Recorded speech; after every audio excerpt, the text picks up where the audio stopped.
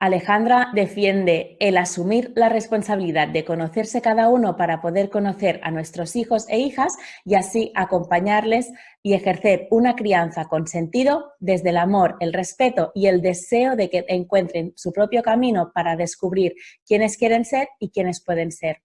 Profesionalmente es licenciada en psicopedagogía y en psicología, terapeuta y asesora especializada desde hace más de 25 años en educación, crianza, infancia temprana y vínculos.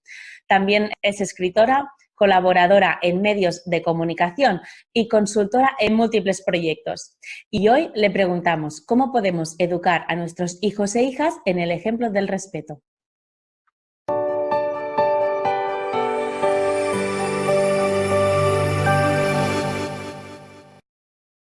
Alejandra, muchísimas gracias por estar aquí hoy participando con nosotros en estas jornadas Criar, Amar, Crecer. Bienvenida, Alejandra. Hola Ana, muchísimas gracias. Yo orgullosa y feliz de poder participar desde aquí, Argentina. Pues gracias. Mira, quiero empezar preguntándote, ¿qué es lo que significa educar? Mira, educar es poder guiar, acompañar a los niños en el crecimiento, en el proceso de construcción de su personalidad, incluso desde el embarazo, ¿no? Cuando uno lo va gestando y lo va imaginando, va pensando y sintiendo cómo desearía que ese hijo sea. Esto va construyendo una idea de niño, una idea de hacia dónde queremos ir, y cuando ese niño nace, diariamente, en todas las acciones cotidianas que realizamos con él, lo estamos educando, le estamos mostrando el mundo, le estamos mostrando qué esperamos de él, cuáles son nuestras expectativas, y esto los va convirtiendo cada día en personas con más autonomía, que van escuchando y espejándose en la palabra de los padres, y a partir de esa mirada, de ese sostén, de esa palabra, van convirtiéndose en sujetos, en personas, con su propia identidad, con sus propios deseos, con sus propias necesidades, pero es un juego de intercambio permanente porque los niños no nos lo hacen fácil. Muchas veces vienen al mundo a mostrarnos que nuestras expectativas son que se parezcan a ese ideal de niño que queremos que sea, pero ellos son personas y tienen su propia personalidad, su propia impronta. Y nosotros tenemos que tratar de respetarla, acompañarla, guiarla, e ir dándole bordes como para que de alguna manera pase de los brazos a la cultura. Y la cultura, por lo general, lo que nos hace es mostrar los límites que tenemos, ¿no? Nos muestra que no somos únicos, sino que somos uno más dentro del resto de una comunidad y tenemos que aprender a estar con otros. Y para estar con otros, que esto lo vamos a ir viendo, se necesitan algunas renuncias. Y esto es lo más difícil que un niño tiene que aceptar. Uh-huh. Justamente esas renuncias tienen que ver con los límites, ¿no? La primera renuncia que tiene que hacer un niño es comprobar que cuando sale del vientre materno ya tiene que empezar a demandar lo que necesita y pedirlo, porque si no, no lo va a obtener. Dentro de la panza tiene el alimento a disposición, el oxígeno, el calor. Cuando nace, el primer límite es el límite corporal. Por eso decimos que el primer yo es el yo corporal. Luego, cuando sale al mundo, tiene que pedir lo que necesita para alimentarse, para que lo tengan a UPA, lo sostengan, lo acompañen, y a medida que va creciendo, ir transformando las acciones en palabras para poder ser comprendido por los demás.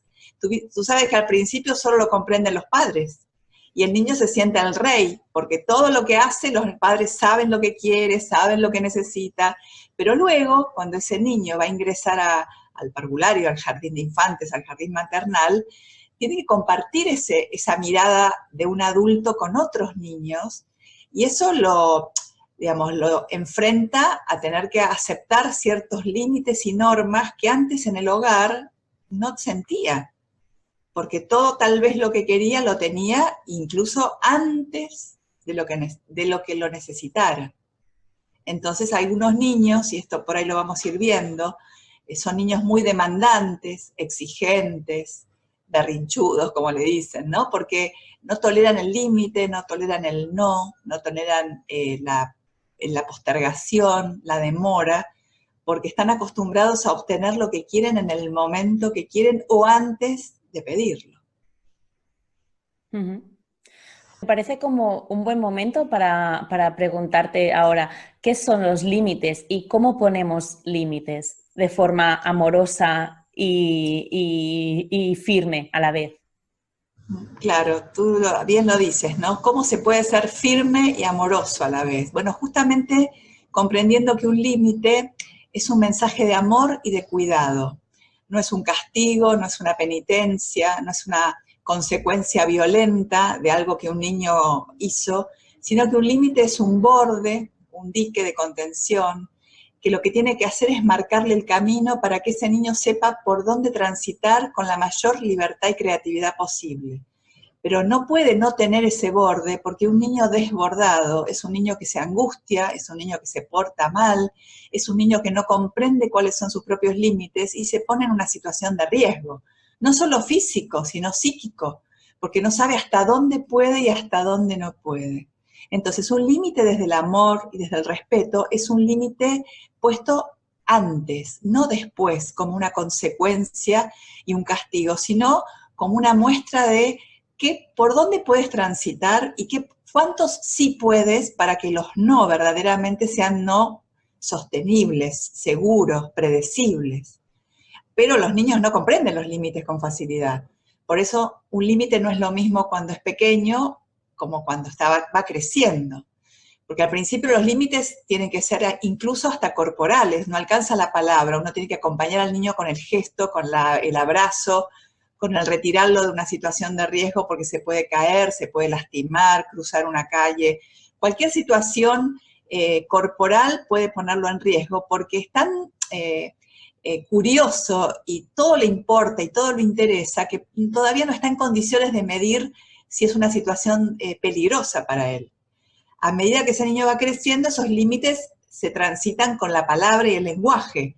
Entonces el niño va comprendiendo con la palabra como una forma de bañarlo de seguridad y de tranquilidad, de que hay siempre un adulto que lo está mirando para poder cuidarlo y que no se lastime, ¿no? De ninguna manera.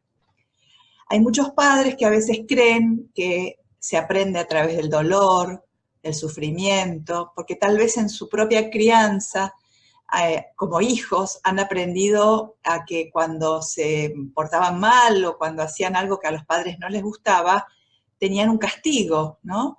Y tenían que sufrir para poder ser perdonados.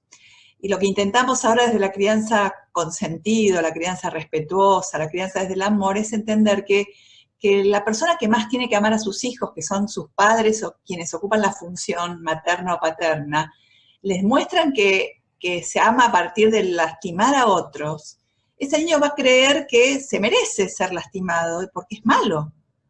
Entonces tenemos que aprender como padres primero a no lastimar a nuestros hijos sin darnos cuenta, revisando nuestra propia historia como padres, como hijos, para ser mejores padres, ¿no? Porque si no tendemos a hacer lo que hacían con nosotros, aunque lo hayamos sufrido. No sé si es por ahí tu pregunta, Ana. Sí, sí, y además nos apuntabas esa idea de que al principio tienen que ser límites más físicos y no tanto con la palabra. ¿A partir de qué edad podríamos esperar ir pasando hacia la palabra? Porque hay muchas veces que nos cansamos de repetir las cosas 20 veces. ¿Eso es que realmente tendría que ser un límite más físico, quizás? Mira, tal vez para uno es repetición, pero un niño cada vez que lo escucha tiene que escucharlo como si fuera la primera vez. Porque si uno lo repite cada vez subiendo el volumen de la voz, con cara de enojado, que se te salen los ojos, ese niño se asusta. Y en realidad ahí está respetando el límite a lo mejor, pero como obedeciéndolo, pero no lo está comprendiendo. Y los perros obedecen, los niños tienen que comprender, ¿no? Y nuestro objetivo fundamental es poder ayudarlo a poder anticiparse a las situaciones que lo pueden dañar. Y si lo asustamos, le gritamos, lo tratamos mal, ese niño tal vez se inhiba y se inhiba su capacidad de descubrimiento, de búsqueda, de explorador, por temor a lastimarse. Y ahí también le estamos mostrando que la vida es peligrosa. Por lo tanto, tenemos que ser muy cuidadosos a la hora de limitar a un niño, ¿no? Porque tal vez nos asustamos nosotros los adultos, pero el niño no está asustado. Lo que pasa es que no se da cuenta que eso que está por hacer es riesgoso. Lo que pasa es que esa palabra tiene que permanecer a lo largo de toda la vida. Lo que pasa es que al principio se acompaña con el cuerpo y a medida que el niño va creciendo uno va retirando el cuerpo y va sosteniendo la palabra, porque uno empieza a tomar una distancia corporal del niño. Cuando empieza a deambular el niño y a caminar, uno tiene que soltarlo, no lo puede tener upa a los 2 años. Entonces, claro, el acompañamiento tiene que ser más verbal que físico. Hay que estar cerca, pero no encima, porque si uno le está encima, ese niño no se da cuenta el límite justamente entre su propio cuerpo y el cuerpo de la madre o del padre. Quiero preguntarte también, Alejandra, ¿qué significa educar con el ejemplo? Mira, los niños aprenden más por lo que ven que por lo que escuchan. Muchas veces los padres dicen, porque yo te tengo que enseñar que la vida es así y esto no se hace porque te lo digo yo, y mientras tanto, delante de ese niño hacen cosas que no son correctas. ¿Y el niño qué hace? Escucha un discurso y ve otro. ¿Sí? Por ejemplo, no juegues todo el tiempo con el teléfono móvil, ¿no? Y el padre todo el tiempo en la comida está usando el teléfono móvil. Entonces el niño siente una contradicción entre lo que el padre le dice y lo que el padre hace. ¿Y eso qué hace? Que a la larga nos convirtamos en personas poco confiables para los hijos. Yo creo que el ejemplo tiene que ver con tener coherencia entre lo que uno piensa, entre lo que uno siente, entre lo que uno hace, entre lo que uno dice, porque en esas diferencias entre esos distintos aspectos de las acciones de los padres, el niño se pierde y se confunde si entran en conflicto, ¿no? Porque en psicología y en psicopedagogía decimos hay una desmentida, veo pero no veo, veo algo pero me dicen otra cosa, entonces, ¿a quién le creo? ¿A la imagen o a lo que yo siento? Y ese niño empieza a desconfiar hasta incluso de su propio pensamiento. Entonces, tenemos que trabajar mucho los padres y los adultos en general, que estamos a cargo de bebés y niños pequeños, a ser justamente coherentes y constantes con aquellas acciones y conductas y cosas que les vamos transmitiendo a los hijos. Claro, nos apuntabas al principio un poco que educar significa también dejar, ¿no? que el niño pues, pueda ser, ¿no? Y en ese sentido quería preguntarte, ¿qué significa educar de forma respetuosa? Justamente lo que tú dices, educar con respeto es que mi hijo es un sujeto, es una persona, tiene su personalidad, tiene sus deseos, sus intereses, y nosotros como adultos no tenemos derecho a manipularlos como si fueran objetos de nuestra pertenencia. Eso es educar desde el respeto, aceptando que si bien hay que mantener una asimetría entre el adulto y el niño, no podemos ser amigos de nuestros hijos, ni dejarlos hacer lo que quieren cuando quieren. Tenemos siempre que respetar sus intereses, sus necesidades, valorarlas, aunque le digamos que no. Justamente el valorarlo no significa que haga lo que quiera, significa, entiendo que quieras hacer esto, pero yo que soy tu papá o soy chiquito, vos sos chiquito, yo te digo, esto no, ahora no, más adelante, vas a tener que esperar. Estas acciones o estas expresiones lo van ayudando al niño a sentirse valorado en sus sentimientos y sus emociones, pero a la vez contenido, y que no siempre ser contenido es que lo dejen hacer lo que quiera. Sería un poco el respeto, ¿no? Claro, y realmente para educar en el ejemplo del respeto, entiendo que deberíamos ampliar ese respeto también al entorno, ¿no? A nuestra pareja, a los abuelos, a los profesores, a los amigos. ¿Sería importante este tema? Sí, porque justamente el niño se educa más por lo que ve que por lo que escucha, ¿no? De los padres. Si él observa que la relación y los vínculos con los abuelos, entre la pareja de padres o con los amigos, es un vínculo violento, es un vínculo donde las palabras lastiman, donde se grita, se maltrata, se humilla, ese niño va a aprender a tratar a sus pares tal vez de la misma forma que observa cómo sus padres tratan a los demás. Y lo más probable es que también lo traten a él así. Y luego cuando salga al mundo, cuando crezca, tal vez él a su vez trate mal a sus compañeros, a sus amigos, a sus primos, o elija en el futuro relaciones donde quizás aquello que vivió pasivamente lo viva activamente, o maltratando a su pareja o siendo maltratado por su pareja o por su jefe. Porque aquellas cosas que se viven en los primeros 5 años de vida, si no se elaboran, si no se piensan, luego se actúan, se repiten de alguna forma en la historia de los sujetos, ¿no? Uh-huh.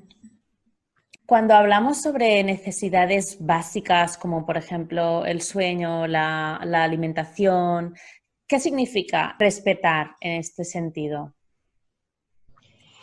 Mira, la palabra respeto yo creo que tiene que ver con aceptar que el otro es otro, justamente, que no es una prolongación de uno mismo.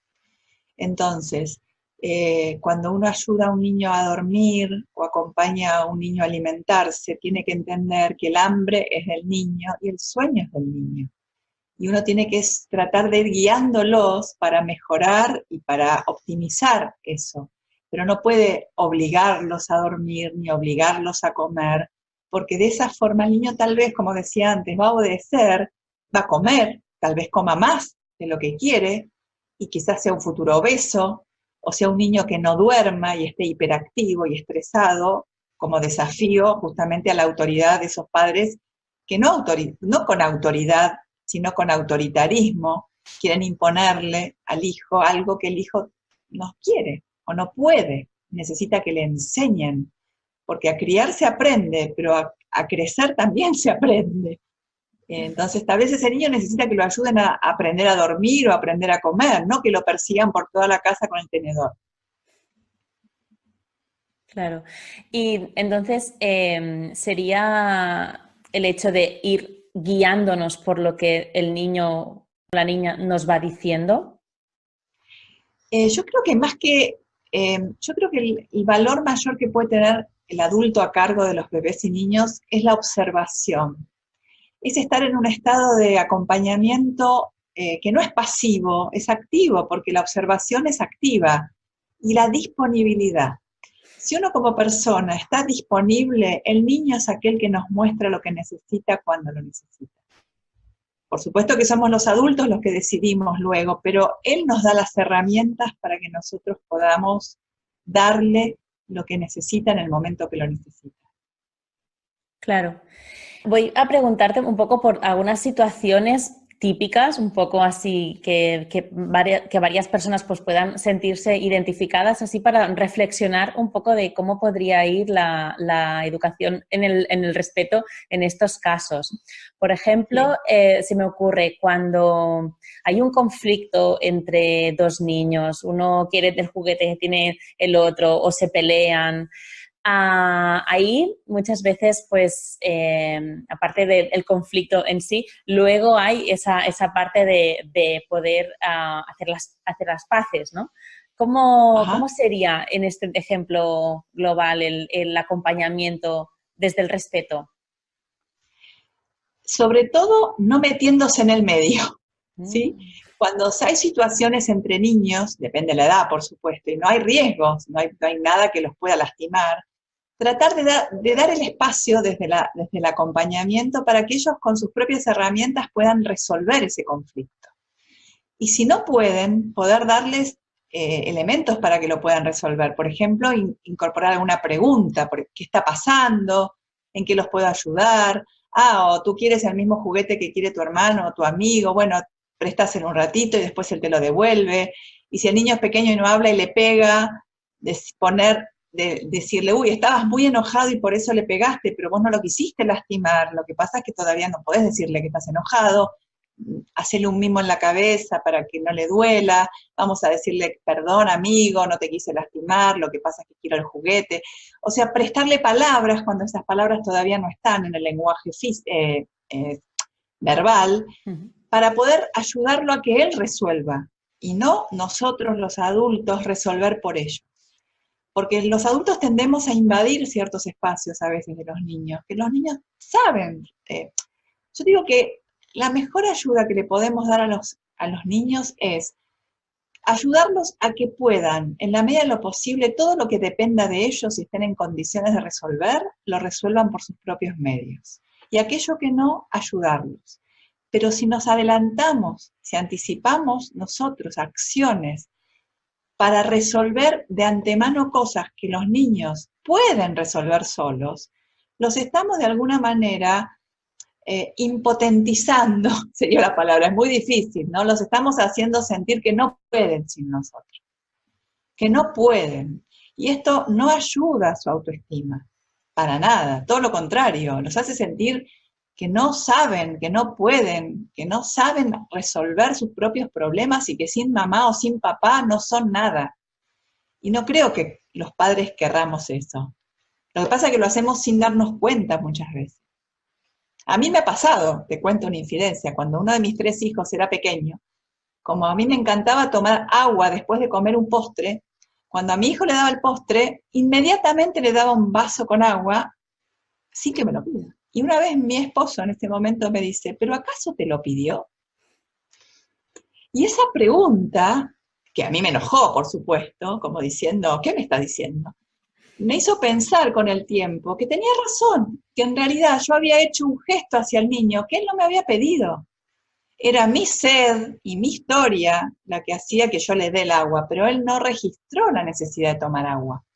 Imagínate esto pensado en todas las acciones, ¿no? ¿Cuántas veces las mamás hacemos cosas por los niños antes que los niños las pidan? Y a lo mejor no las piden, como esta situación que vos contabas de los niños que tienen que resolver algo por un juguete. No sé si esto te responde la pregunta. Sí, sí, y de hecho vienen muchísimas más porque realmente, como comentas, son muchas las ocasiones que nos anticipamos. Sí, y no es maldad, no es falta de maternidad, ¿no? Por decir, falta de instinto, sino todo lo contrario. Yo creo que a veces pecamos de exceso de cuidado, ¿no? Y a veces la sobreprotección es la contrapartida de la desprotección, porque cuando resolvemos todo por nuestros niños, los niños quedan como muy a expensas, dependiendo de nosotros los adultos, sintiendo que tal vez solos no pueden. Y son niños menos autónomos, menos libres, son esos niños que por ahí no se quieren quedar a dormir en la casa de un amigo, o no quieren ir a la colonia de vacaciones, o les cuesta quedarse en los cumpleaños, porque están pegados a la mamá o al papá o a la abuela, porque tienen miedo de estar solos.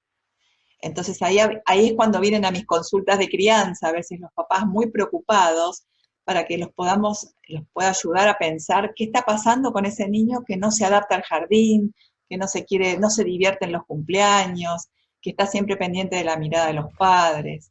Por eso es importante tener espacios de consulta, ya sea con el pediatra, con la psicóloga. Yo me dedico a hacer unos ECAs, que son encuentros de crianza abiertos, que trabajo justamente con los padres para acompañarlos a pensar juntos acerca de cómo ser mejores padres, pero no mejores de superiores, sino sentirse más a gusto con la crianza de sus hijos y poder disfrutar y estar con otros y sentir que les pasa lo mismo que les pasa a ellos, los tranquiliza mucho y les permite salirse de las certezas, empezar a hacerse preguntas, poner en juego las dudas, usar más el sentido común, no tomarse de recetas aprendidas de otros, sino poder experimentar desde el instinto que cada papá y cada mamá tiene, ¿no? Ser más respetuosos de uno mismo y no estar tan pendiente de lo que le dice la abuela, el tío, la vecina, que siempre les va mejor que a uno.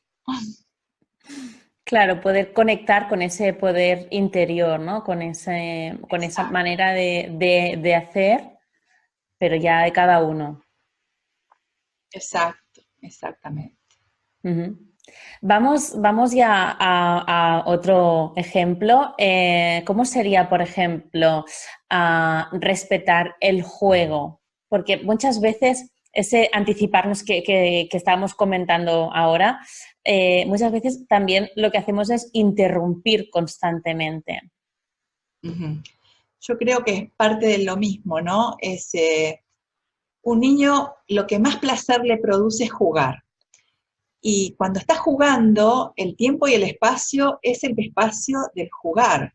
Por lo tanto, cualquier interrupción lo quita de ese mundo mágico, ¿no? Del como sí. Por lo tanto, cuando un niño está disfrutando mucho de algo, es bueno, si tenemos que cortar porque nos tenemos que ir, porque se hizo de noche, porque por cualquier motivo, poder ir anticipándole que ese momento se va a terminar. Pero no de un minuto a otro, sino dándole tiempo para que vaya elaborando la pérdida de ese espacio de placer, que es lo más difícil para un niño, poder resignar aquello que más le gusta, que es jugar. Entonces, la forma, digamos, más recomendable de suspender una actividad placentera para un niño es ir de a poco anticipándole que esa actividad va a concluir. Y cuando decidimos que concluyó, aunque se ponga a llorar y no pare y se tire al piso y patalee, nos vamos. Ahí hay que tolerar el no, pero el no uno como adulto, ¿no? Porque si uno en ese momento dice, bueno, está bien, seguí un poco más, si ese niño ganó, perdió. Si ganó, perdió, porque siente que su mamá o su papá o quien lo cuida no es confiable. Prometió que se iban y se quedaron. Por más que era lo que él quería, en el fondo él quería que ese adulto cumpla con ese límite. Volvemos al principio de esta charla, que el límite, si bien enoja, tranquiliza, porque ese niño sabe lo que se espera de él y lo que hay que hacer.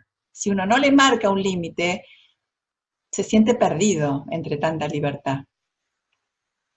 Y también al final, cuando sean adultos, se van a encontrar muchas ocasiones en que van a tener que lidiar con la frustración y con el límite, ¿no? Y entiendo que cuando son pequeños pueden sostener el acabar el juego si les acompañamos de una manera respetuosa y amorosa.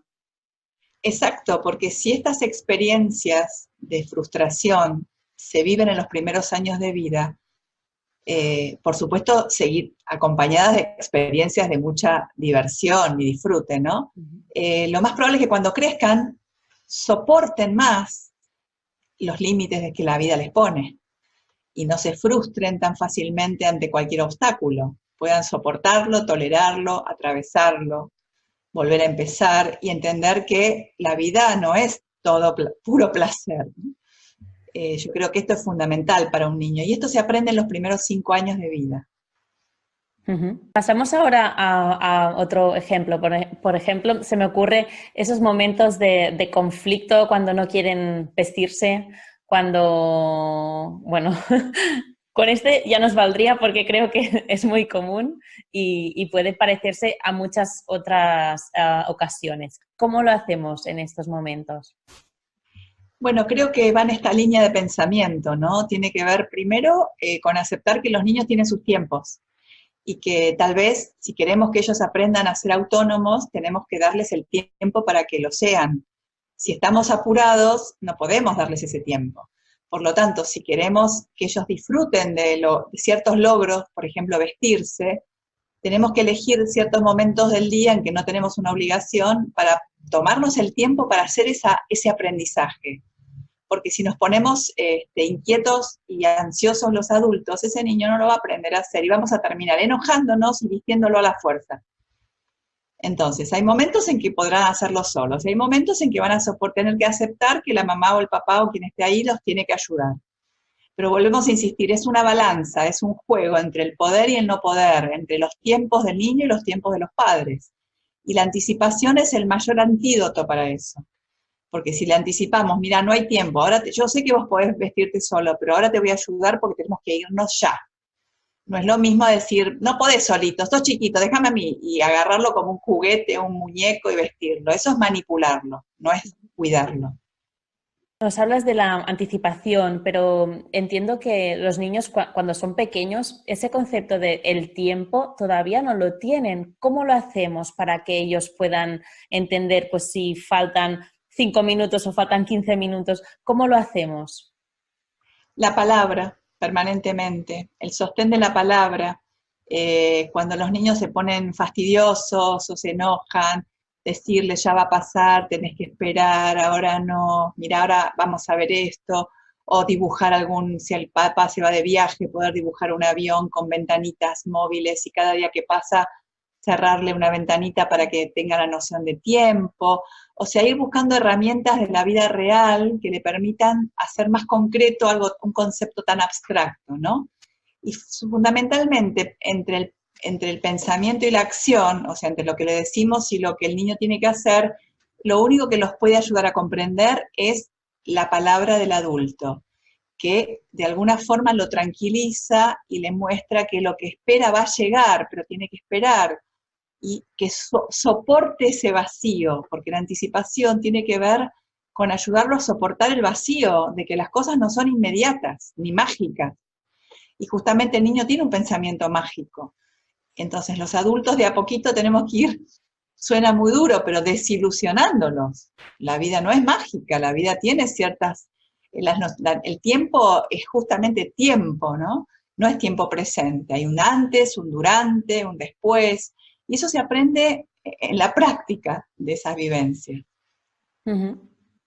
Entiendo también que para poder acompañar las frustraciones o las emociones así en general, tenemos que tener primero nosotros la manera de resolverlas en nosotros mismos de manera sana, ¿no?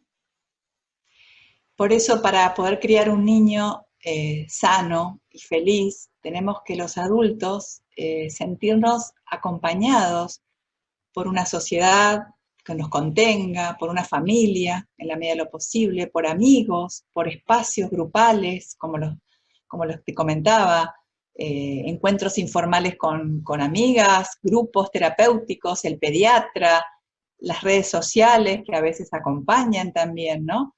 Es un conglomerado de recursos que el adulto tiene que tomar para a su vez sentirse sostenido, a su vez para generar una red de sostén hacia los niños, porque si el adulto no se siente sostenido y seguro y acompañado, difícilmente pueda medir sus palabras y sus sensaciones y sus acciones, porque cuando está mal, tal vez no se da cuenta y se descarga, se desquita con el niño, cuando el niño no tiene la culpa de nada, pero no lo puede manejar.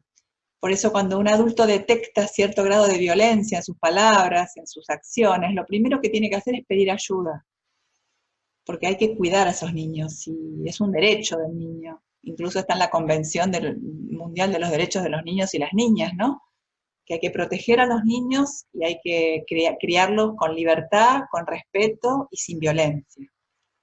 En este sentido, y también conectando con lo que nos comentabas antes, ese ejemplo de que tu pareja te había comentado que no te había pedido el vaso, quiero preguntarte, ¿cómo a nivel de pareja, cómo podemos ayudarnos para, si detectamos, a veces es más fácil ver en el otro esos ejemplos de menos respeto que en uno mismo? ¿Cómo podemos ayudarnos? Mira, yo creo que hay que tener ciertos acuerdos previos con la pareja. Fundamentalmente, que cuando no estamos de acuerdo en algo, hablarlo a solas, nunca en presencia de un niño. Porque si no es como un avión piloteado por un piloto y un copiloto, donde el niño es el pasajero y ve que el papá dice, doblemos para acá, y la mamá dice, doblamos para aquí, y el niño que está en el avión dice, nos vamos al piso, nos estrellamos. Bueno, esto siente un niño cuando ve a una mamá y a un papá diciendo dos cosas totalmente diferentes al mismo tiempo. Por eso, si queremos tener ciertos acuerdos, tienen que ser puertas cerradas, no delante de los niños. Y segundo, bueno, el hombre y la mujer, las parejas en general, vienen de hogares totalmente diferentes, con costumbres y educación diferentes. Uno tendrá que empezar a evaluar qué cosas está dispuesta a resignar y aceptar del otro en la educación de su hijo y qué cosas de ninguna manera va a aceptar. porque habrá veces que va a tener que decir, bueno, está bien, no estoy de acuerdo totalmente, pero bueno, está, lo hacemos. Pero esto hay que conversarlo y funcionar como si fueran un bloque. Yo siempre digo un bloque, ¿no? Como que son una misma persona delante del niño. Porque si el niño ve que el papá y la mamá piensan diferente y actúan diferente, se confunde. Y un niño confundido, como les decía antes, se porta mal, angustia, porque no entiende cómo es la vida, ¿sí? Hay cosas que uno tiene que hablar de antemano respecto, te digo, temas fundamentales. La religión, el respeto. Hay temas que no, hay diferencias en estas cosas. Bueno, esto hay que hablarlo antes, porque si no, se actúa, se pone en acto como una obra de teatro delante del niño. Y el niño no entiende nada. Y se preocupa, dice, pero ¿qué quieren de mí? ¿Qué quieren de mí? ¿No? Entonces, esto es fundamental, ¿no? En la comunicación entre los adultos. Claro. Y entonces cuando vemos, por ejemplo, que el niño o la niña está pasando por una etapa un poco más conflictiva y no es pues por edad o por algo de su desarrollo, tendríamos que mirarnos a nivel familiar qué es lo que está pasando. Mira, hay una pregunta que yo les hago mucho a los papás en los talleres, que es, ¿qué hay de mí en esto que le pasa a mi hijo? ¿Qué tengo que ver yo con aquello que vive y siente mi hijo? ¿Y qué pasó 5 o 15 minutos antes de que se produjera esta situación? Yo creo que esos son los parámetros que a veces nos ayudan a revisar algunas cosas que no están del todo bien para mejorarlas. Alejandra, muchas gracias por lo que nos estás compartiendo hoy, que pueden ayudar a muchas familias. Para ir cerrando un poco esta conferencia, quiero preguntarte si tienes algún mensaje final para darnos algunos consejos finales, quizás. Bueno, vuelvo a contarte, lo fundamental es la mirada, el amor, el respeto, el acompañamiento, la confianza. Y como yo dije en mi primer libro, Criando hijos, creando personas, el lema era, criar un hijo es crear una persona, creer en ellos y crecer con ellos. Uno, en la medida que cría un niño, va creciendo también junto con el niño y va aprendiendo. No es de un día para el otro, es algo desprolijo, es cultural, no se da en todas las sociedades de la misma forma, y lo que tenemos los papás de valioso, y que es yo quiero dejarlo como mensaje, es la capacidad de poder reparar. Cuando sentimos que nos hemos equivocado o que vinimos muy fastidiosos y que dijimos algo fuera de lugar, tener la posibilidad de pedir perdón, de abrazar a un hijo y decirle, mira, yo estaba muy nerviosa y te grité o te pegué o te dije algo que no sentía y te pido disculpas, los problemas son de grandes, vos no tenés nada que ver con esto. Que un niño no es responsable ni culpable de nada que le suceda a los padres. Eso les va a permitir a los niños tener una infancia feliz y verdaderamente vivir su infancia, sabiendo que hay un adulto que lo está cuidando. Si ellos se sienten parte responsable de la felicidad de los padres, no pueden ser felices y vivir su infancia. Así que esto les diría a los papás y a las mamás y a todos los adultos que cumplen esa función. Que si sienten que estuvieron mal y se equivocaron, tener la capacidad de reparar, que cuanto nos vean más humanos y más falibles, ellos también se van a permitir equivocarse y volver a empezar. Y eso es lo mejor que le podemos transmitir en la educación a los niños. Qué bueno, pues muchísimas gracias, Alejandra. No, gracias a ti, Ana, por esta oportunidad. Muchas gracias. Y bueno, Encantada. espero que nos puedan seguir en las redes y nos acompañen en este maravilloso espacio que nos generás a todos aquí en Latinoamérica y en Europa y a donde lleguemos A todo para el poder mundo. multiplicar y poder generar prevención, porque lo que estamos haciendo es prevención de las violencias, prevención y el acompañamiento a las familias. Claro. Pues quiero recordar, aprovechando esto, que en la página van a encontrar tus enlaces para la página web, para las redes sociales, para que puedan ir viendo todo lo que vas publicando y contactarte si necesitan. Muchísimas Excelente, que gracias. puedan seguir y acompañar y bueno, cuantos más seamos, mejor. ¿Eh? Sí, en este Bueno, camino hacia la claro que crianza más respetuosa. Así es, así es. Y como dice un dicho que no sé de dónde es, pero sé que creo que es africano, que dice que para criar a un niño se necesita una aldea, ¿sí? Entonces, bueno, cuantos más seamos, es mejor para los niños. Los estamos cuidando entre todos, ¿no? Sí, sí, sí. Pues con este dicho terminamos. Muchísimas Bueno, gracias. no, a ti, Te mando un saludo, Alejandra. igualmente, era un placer. Gracias. Adiós.